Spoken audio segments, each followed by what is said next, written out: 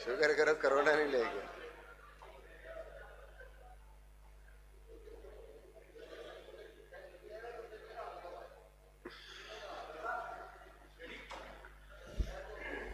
फिर हो गया। काशिफ रेडी? बिल्कुल।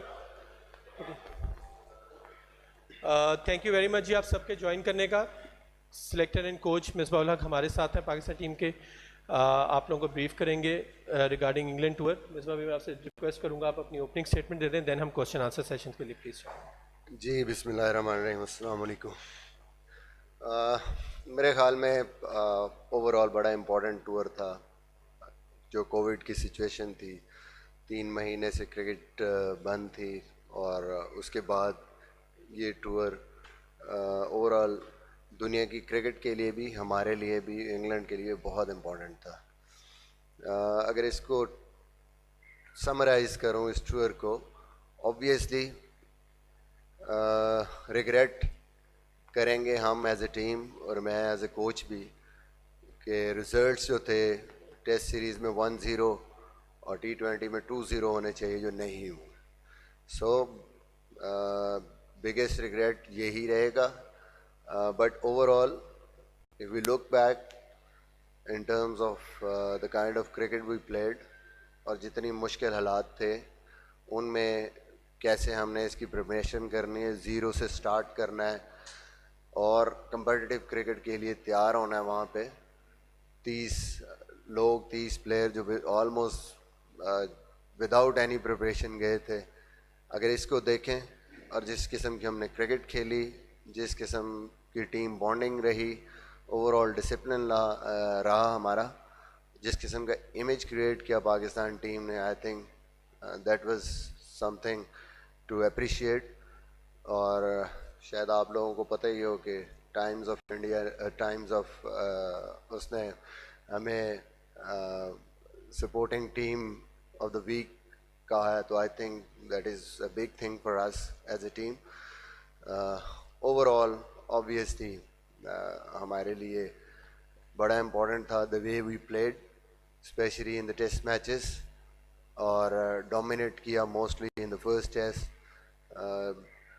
T20 क्रिकेट में 2 दफ़ा 190 प्लस के स्कोर्स और फिर उसको डिफेंड करना दूसरे मैच में after losing the first one. सबसे जो इम्पोर्टेंट चीज़ थी कि जब आप ऐसा मैच हारते हैं जैसा टेस्ट मैच, उसके बाद कम बैक करना अगले टेस्ट मैच में, फिर जैसा T20 मैच हम लोग हारे उसके बाद अगले मैच में फिर आके उस परफॉर्मेंस को रिपीट करना और इम्प्रूव करना, that was something special. So overall I think a lot of positives इस टूर से, कुछ प्लेयर्स की परफॉर्मेंसेस और as a team the way we played, काफ़ी चीज़ें इनकरेजिंग हैं। लुकिंग फॉरवर्ड के इंशाल्लाह इन फ्यूचर इस पे हम बिल्ड कर सकें चीज़ों को। Thank you very much. जी थैंक यू। क्वेश्चन देंगे जी उमर।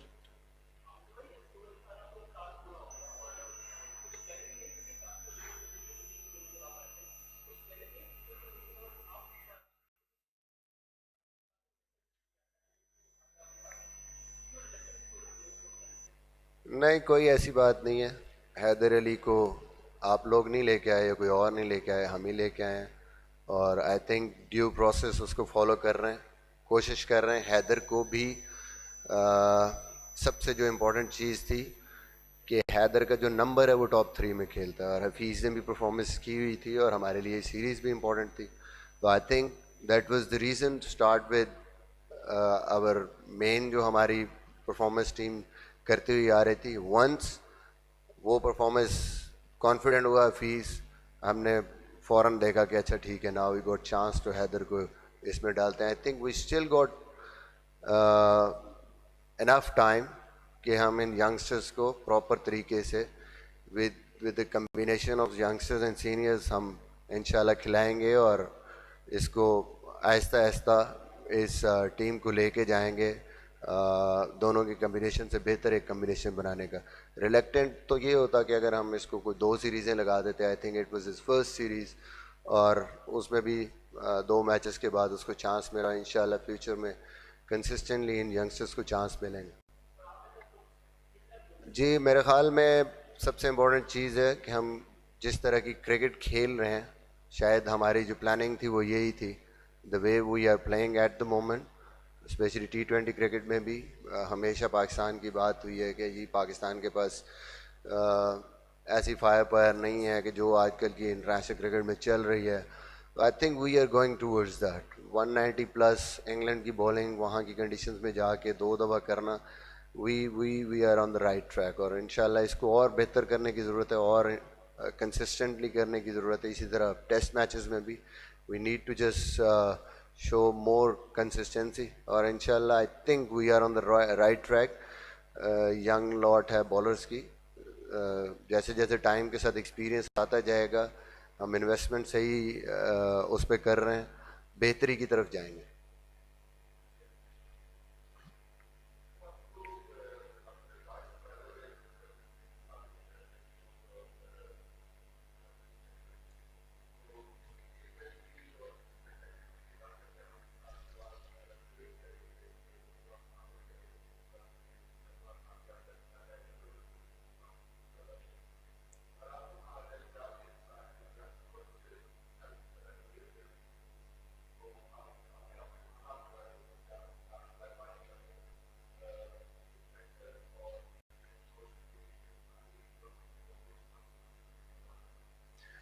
देखिए, बात यह है कि हर चीज़ में इम्प्रूवमेंट की गुंजाइश होती है, और आप हमेशा ये सोचते हैं कि आप जो भी आपने किया उससे और बेहतरी कर सकते हैं, कर सकते थे। ये मेरे ख़्याल में कोई भी काम आप करें उसमें हमेशा ये गुंजाइश होती है। बट ओवरऑल जो एक आपका विज़न होता है कि हमने थोड़ा सा यंगस्टर्स की तरफ जाना है, लॉन्गर टर्म सॉल्यूशंस हमने लेके आने हैं, और टीम को एक लंबे अरसे के लिए हमने डेवलप करने की कोशिश करनी है। आपके पास ऐसे रिसोर्सेज हों और इन्वेस्ट करना है लोगों पे, तो आई थिंक ओवरऑल अभी और जिस किस्म की हम क्रिकेट खेल रहे हैं, जिस तरह से पाकिस्तान की क्रिकेट में चेंजेस आ रही हैं, तो उसको देखते हुए रिज़ल्ट्स शायद अभी भी जो हमारे डिज़ायर्ड रिज़ल्ट्स हैं वो ना हो, बट आई थिंक ओवरऑल जो प्रोसेस है उससे मैं सेटिस्फाइड हूँ, और इंशाल्लाह लग रहा है कि we are on the right track.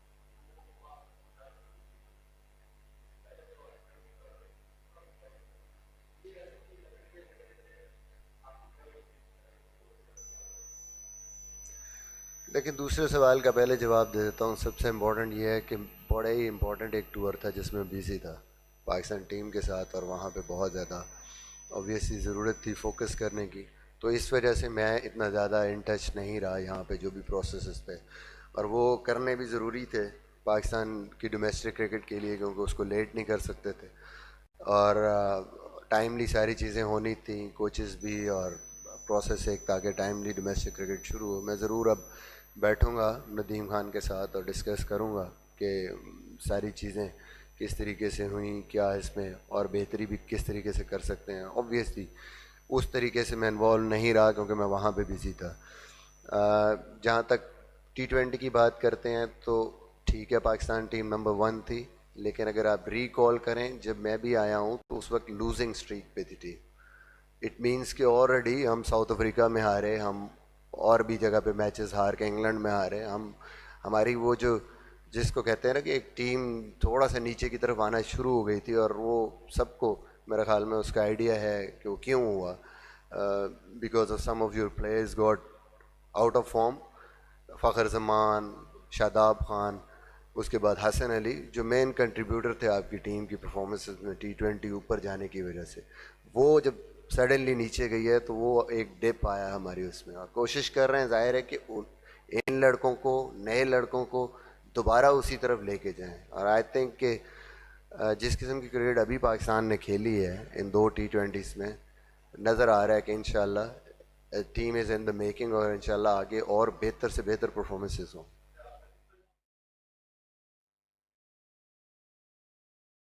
देखिए, बात यह है कि अभी मैं इनसे बात करूंगा इन टर्म्स ऑफ कौन से कोच आए हैं, कौन से नहीं आए।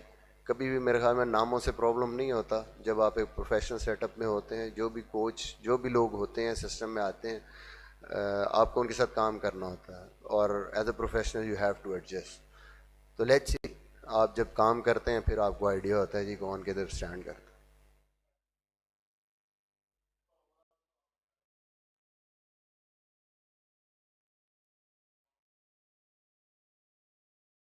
ऑब्वियसली मैंने पहले ही कहा कि बिगेस्ट रिग्रेट जो है वो यही है कि आप जो भी क्रिकेट खेलते हैं, जो भी काम करते हैं, आप रिजल्ट्स के लिए करते हैं। और स्पेशली कोई भी स्पोर्ट आप खेलते हैं तो आप जीतने के लिए खेलते हैं। और जब at the verge of victory आप कुछ ना कुछ 19-20 हो जाए तो आप उन चीज़ों को पकड़ने की कोशिश करते हैं।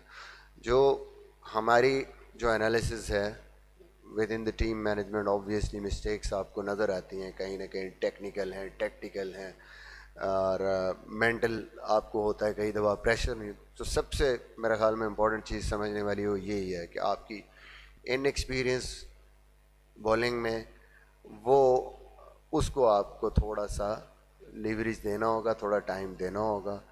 ज़ाहिर है हम उनके साथ काम कर रहे हैं, उनको अपॉर्चुनिटीज़ दे रहे हैं, बट एक प्रोसेस है उनके मैच्योर होने का, उनको एक्सपीरियंस गेन करने का एक प्रोसेस है और उसमें मेरे ख्याल में हमें पेशेंस की ज़रूरत है। आई होप कि इंशाल्लाह टाइम के साथ बेहतर होगा। अब अगर वो एक टेस्ट मैच का एक सेशन निकाल दें, वो सिंपली आपको नज़र आता है कि ऐसी पैनिक सिचुएशन ऐसी उसमें क्रिएट तभी होती है जब आप थोड़े से इनएक्सपीरियंस होते हैं।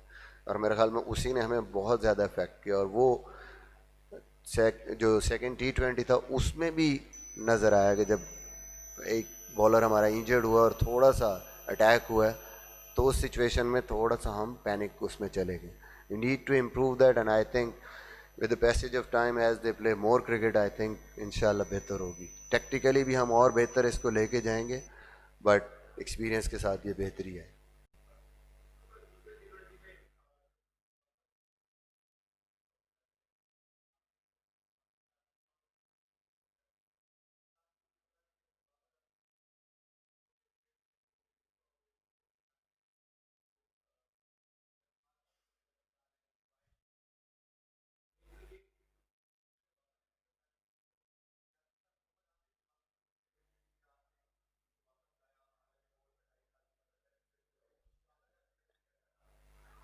देखें, सबसे पहले तो जो डिसअपॉइंटमेंट की बात है कि नेचुरल सी चीज़ है। ज़ाहिर है आपके डिज़ायर्ड रिजल्ट्स जब नहीं आ रहे होते या कोई चीज़ आपके अगेंस्ट जा रही होती है तो नेचुरल सी चीज़ है, आप डिसअपॉइंट होते हैं। Because as a player, as a coach, as a human, you want to win.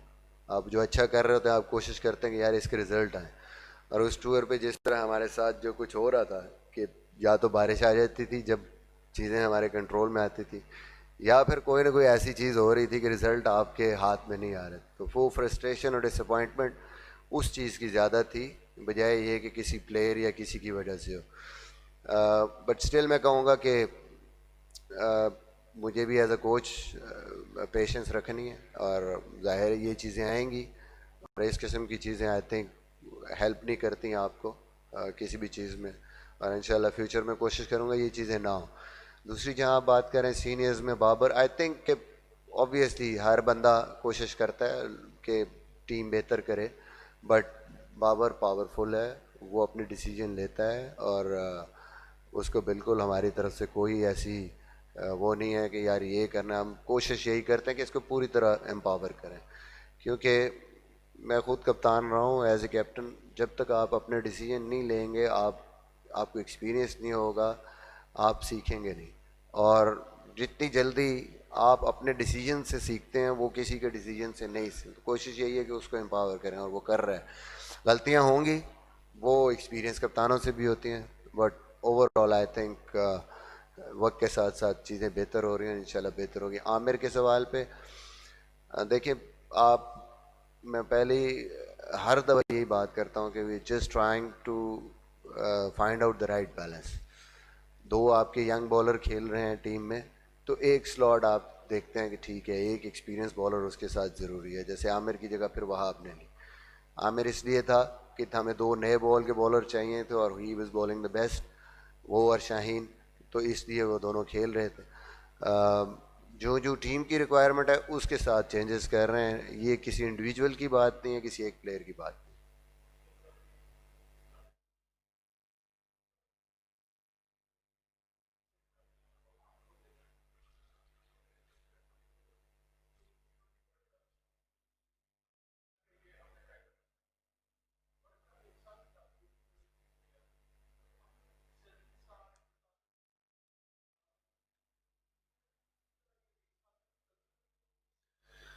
मेरे ख्याल में चल सकते हैं, कोई इशू नहीं है। आई थिंक कि वहाब ने भी, हफीज़ ने भी अपनी परफॉर्मेंस से ये चीज़ बताई है। और अगर लास्ट 2 सालों की परफॉर्मेंस इनकी देख लें, ओवरऑल हम कई दफ़ा देखते हैं एवरेजेस और स्ट्राइक रेट्स लोगों के, तो वो शोएब मलिक की भी इंटरनेशनल क्रिकेट में बहुत अच्छी हैं। जो आजकल की डिमांड है उसके मुताबिक हैं। राइट बैलेंस ढूंढने की ज़रूरत है। ये सारे कंसिडरेशन में हैं। ऑब्वियसली टिल वर्ल्ड कप चीज़ें बिल्कुल क्लियर हो जाएंगी और हमारे सामने होगा कि बेस्ट 15 हमारे कौन से हैं इनमें से। वो सीनियर भी हो सकते हैं, जूनियर भी हो सकता है। अभी हमारा मकसद ये है इन सबको इकट्ठा रख के डिफरेंट कम्बिनेशन ट्राई करने का, कि हम बेस्ट कम्बिनेशन अपना ढूंढ लें, बेस्ट प्लेयर्स उस टाइम पे इन फॉर्म कौन से ऑन कंडीशंस में। अभी से मेरे ख्याल में ये गलत है कि आप राइट ऑफ कर दें, ये 37 का, ये 38 का, ये वहाँ नहीं खेलेगा, ये वहाँ नहीं खेलेगा। आई थिंक ये फेयर नहीं है, प्लेयर के साथ भी टीम के साथ भी। ये सारे खेल रहे हैं, साथ हैं, इनको अपॉर्चुनिटीज़ मिलती रहेंगी और आपके सामने एक बहुत अच्छी पिक्चर सामने आ जाएगी बिफोर द वर्ल्ड कप। काफ़ी मैचेस खेल के कि हाँ जी बेस्ट कौन सा कम्बिनेशन है, बेस्ट कौन से प्लेयर।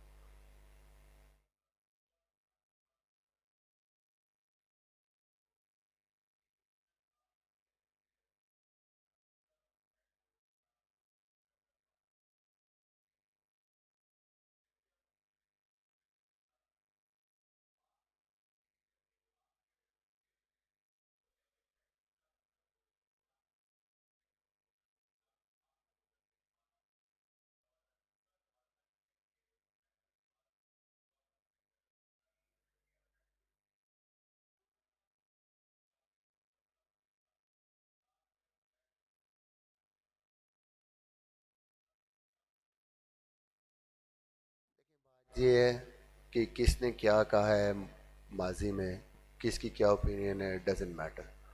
सीधी सी बात है, आप एज अ प्रोफेशनल जब आप एक ऑर्गेनाइजेशन में आते हैं, आपने काम करना है, आपने काम लेना है और आपने अगले को एम्पावर करना है और कोशिश करनी है कि उसकी बेस्ट यूटिलाइजेशन करें।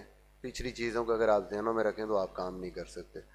तो हम इकट्ठे खेले भी हैं, सारा कुछ है। आई थिंक इन चीज़ों को साइड पे रखना है और कोशिश करनी है कि एज ए टीम हम कैसे बेहतर काम कर सकते हैं।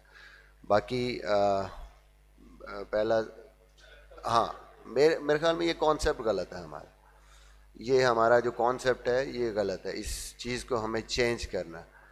एज ए कोच या एज ए चीफ सेलेक्टर, आप जब कम्युनिकेशन करते हैं और ट्रस्ट बिल्ड करते हैं किसी के साथ, तो मेरा नहीं ख्याल कि ये कोई इसमें बड़ा फ़र्क है। ये एक इमेज बना हुआ है।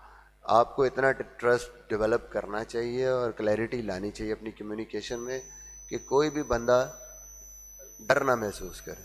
राइट शॉट में वो चीज़ें आपके साथ शेयर करे ताकि आप उसकी बेहतरी के लिए कुछ कर सकें।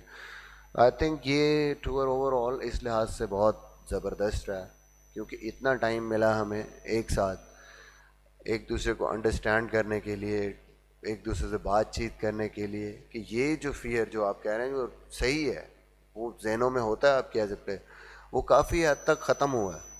और प्लेयर्स मतलब उन्होंने खोल के शेयर किए हैं चीज़ें, और मेरे लिए भी आसानी है कि मैं उनको मेंटली अगर मुझे पता है कि ये क्या सोच रहे हैं, मैं उनको बेहतर अंदाज में उनकी हेल्प भी कर सकता हूँ और उनको टैकल कर सकता हूँ।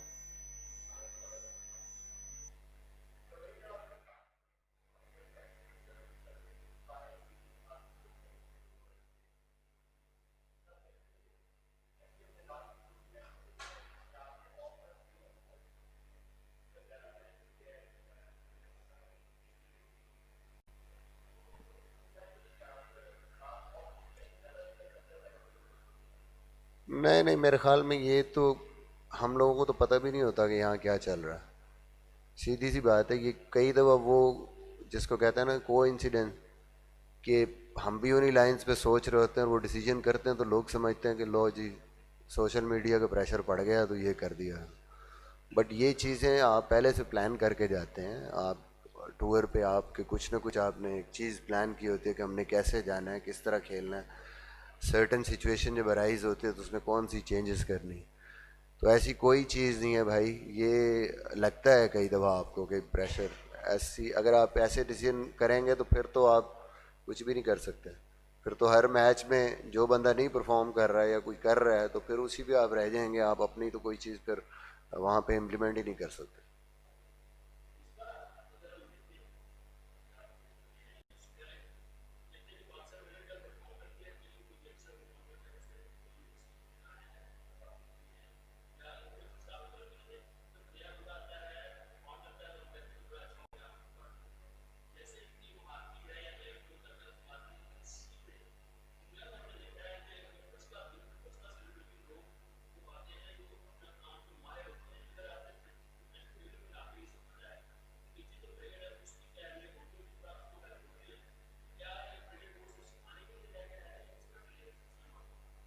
नहीं, ये बात नहीं है।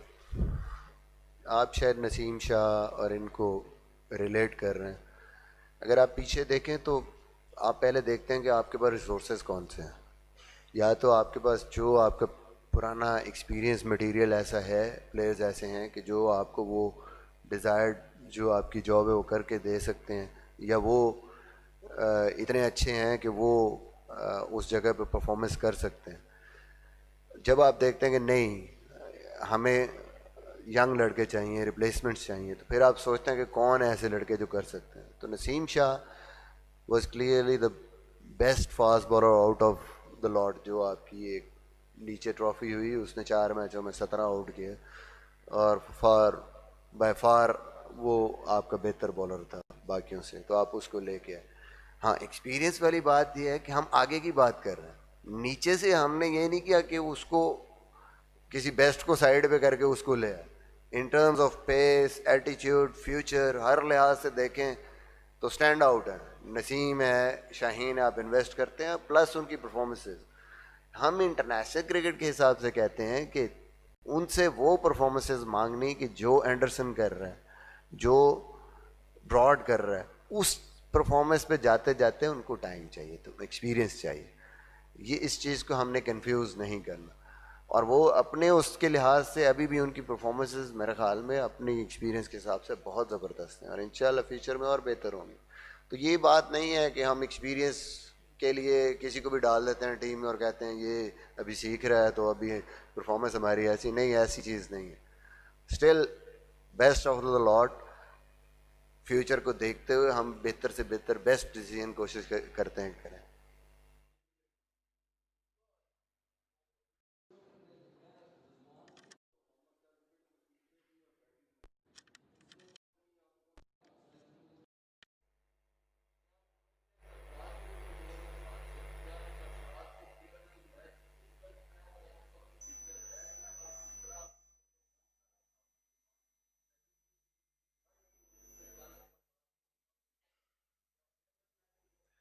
नहीं नहीं, ये बिल्कुल गलत चीज़ है। सरफराज को खिलाते वक्त भी यही कहा था कि इट डजेंट मैटर, एक मैच में कोई किसी की परफॉर्मेंस जज नहीं होती।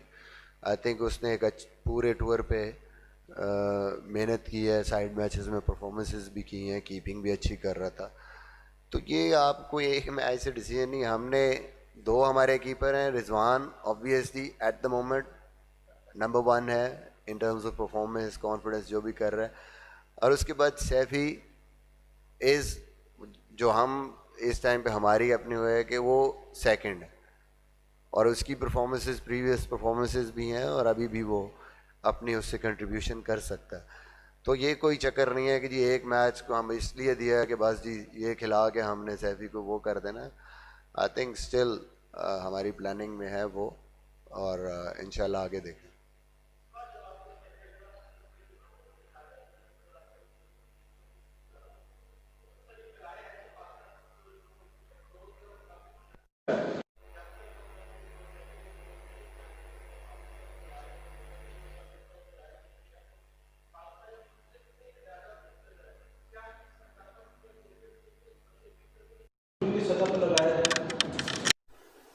सबसे पहले तो स्टाफ की बात है, तो जो लोग ये बात कर रहे हैं आई थिंक वो होते तो उनको पता चलता कि भाई 30 प्लेयरों को कैसे आपने संभालना।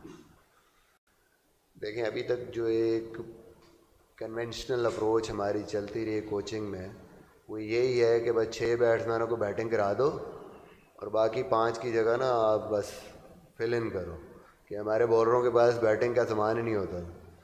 तो ये अप्रोच अब चेंज हो गई है। अब कोशिश हमने ये की है कि जो हमारा 11वें नंबर का बैट्समैन भी है उसको भी ड्यू प्रैक्टिस मिलनी चाहिए बैटिंग की। इसका मतलब है आपके 30 बंदों ने हर रोज़ बैटिंग करनी है और प्रॉपर तरीके से उन्होंने तैयारी करनी है, और आपके जो बॉलिंग ऑलराउंडर्स हैं उन सबको आपने देखना है, उनकी फील्डिंग है, उनकी डिफरेंट चीज़ें, उनकी ट्रेनिंग है। ये बड़ा स्टाफ नहीं है, क्योंकि हमें एक्सपीरियंस हुआ है बाहर से ना आपको नेट बॉलर मिलने हैं ना आपको कोई सपोर्ट मिलनी है। विद इन द ग्रुप आपने कई दफ़ा आपके कोचेस को फील्डिंग भी करनी पड़ जाए, अंपायरिंग भी आपने खुद करनी है, आपने सारी चीज़ें खुद करनी है। तो I think that was the need of this tour, और इसका हमें फ़ायदा हुआ और इंशाल्लाह फ्यूचर में भी फ़ायदा हो। दूसरा सवाल, सॉरी, नहीं, इसका तो मैंने जवाब दे दिया ना, उनके साथ भी होने चाहिए। हाँ, ये जब मैं कप्तान भी था ना, तो ये ये कौन डिटरमिन करेगा कि एग्रेसिव कौन सी अप्रोच होती है और डिफेंसिव कौन सी अप्रोच होती है? ये आज तक कन्फ्यूजन है। ये मुझे समझ नहीं आती कि एक टीम अगर 195 स्कोर कर रही है तो और एग्रेसिव अप्रोच उसकी क्या होनी चाहिए बैटिंग में। या आप कभी इंग्लैंड में सोच नहीं सकते थे कि जी पहले दिन आप टॉस जीत के बैटिंग कर लें, तो आप सोचते हैं, एग्रेसिव सोचते हैं कि अच्छा हम बाद में इनको पकड़ेंगे, रन्स ऑन द बोर्ड। ये एग्रेसिव अप्रोचेस हैं। आप एक मैच डाउन हैं और अगली सीरीज़ में अगले मैच में आप 3 चेंजेस करते हैं टीम में। ये डिफेंसिव माइंडसेट नहीं है, ये एग्रेसिव माइंडसेट है। हमने पता नहीं कौन सा एग्रेसिव माइंडसेट किसको हम कहते हैं। यही है कि आप चेंजेस कर दें, बाद में हार जाएं तो कहें लो जी ये कि बेवकूफ़ा लगा। तो ये मेरे ख्याल में इसको डिटरमिन करना, इसको सोचना, वो माइंडसेट डिफरेंट है, हर बंदा अपने हिसाब से सोचता।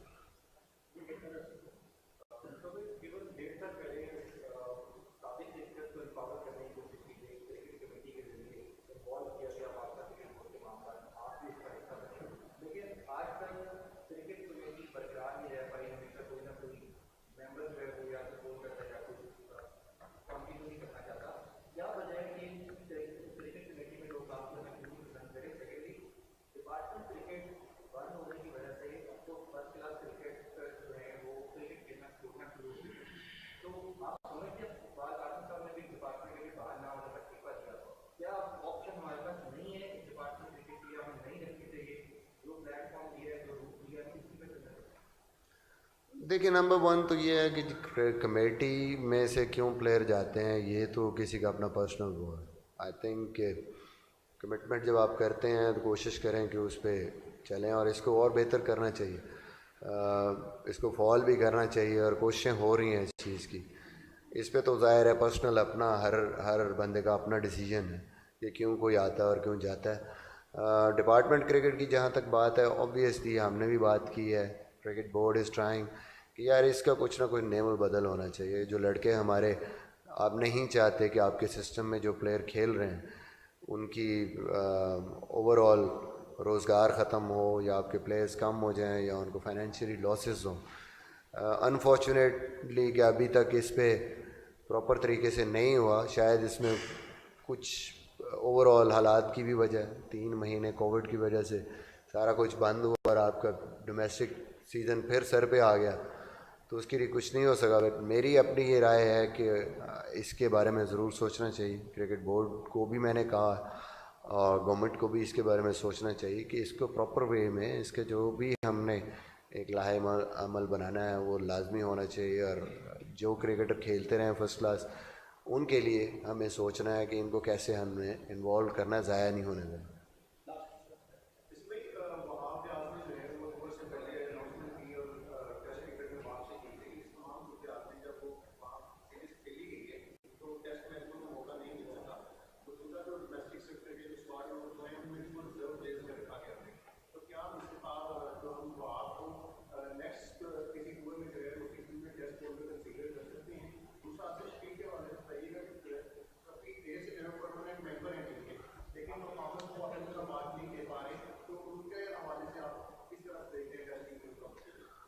देखें ये टाइम तो आते हैं ऐसे, obviously as a player as a batsman आसान नहीं है, स्पेशली जब आप इंग्लैंड में जाके खेलते हैं टेस्ट क्रिकेट जहाँ पे उनके बैट्समैन भी फंसे हुए हैं। देखें जो रूट जैसे बैट्समैन वो कोई खातर खा जो है उससे परफॉर्मेंस नहीं हुई, उनके ओपनर जो पिछली सीरीज़ों में बड़ा स्कोर कर रहे थे उनसे भी परफॉर्मेंस नहीं हुई, तो ये टेस्टिंग टाइम्स आते हैं। और असद पे ऑब्वियसली ये टफ टूर था, बट आई थिंक कैलिबर का जिसका वो प्लेयर है, बीच में टाइम है उसके पास, डोमेस्टिक क्रिकेट है, to just get back in form, फिर देखेंगे कि किस सिचुएशन में है और कैसे इसको लेके चलना है। आई थिंक स्टिल खेल सकता है क्रिकेट वो और अच्छा आगे पाकिस्तान के लिए कर सकता है। जो इश्यूज़ हैं थोड़े बहुत उनको आप थोड़ा सा जब टाइम मिलता है उस पर काम करते हैं। जहाँ तक वहाब की बात है, ऑब्वियसली उस पर भी कोविड की वजह से उसको भी काफ़ी एक सेटबैक हुआ यहाँ पे टूर स्टार्ट होने से पहले, बट उसकी ओवरऑल आई थिंक कि जिस तरह वहाँ जाके प्रोग्रेस हुई, टेस्ट मैचेस के लिए डिफ़िकल्ट हो गया उसका, रेडी नहीं हो पाया वो उस टाइम तक, बट जो भी उसको चांस मिला उसने अच्छा परफॉर्म किया। आई थिंक वाइट बॉल की वजह से उसको अभी उन्होंने रिजर्व्स में रखा, बट स्टिल आई थिंक कि वाइट बॉल में वहाब का रोल है, पाकिस्तान के लिए भी कर सकता है, डोमेस्टिक में भी कर सकता है, it's totally up to him कैसे चलता है। आई थिंक जिस तरह का उसने स्पेल किया आखिरी मैच में, नज़र सबको आया है कि अभी भी उसके अंदर वो चीज़ है, मैच विनिंग एबिलिटी है उसकी। Let's see how he carries himself और उसी के मुताबिक फिर फ्यूचर में देखेंगे क्या डिसीजन।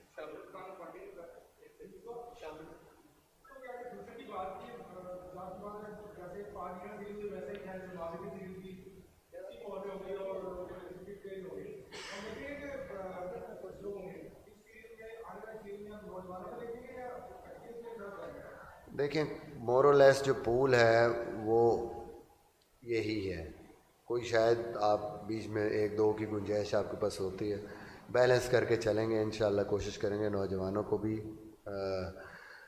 मौके दें और उनको भी एक बैलेंस लेके चलें और टीम की स्ट्रेंथ भी रहे और उसके साथ साथ ये लड़के डेवलप भी हों। Thank you.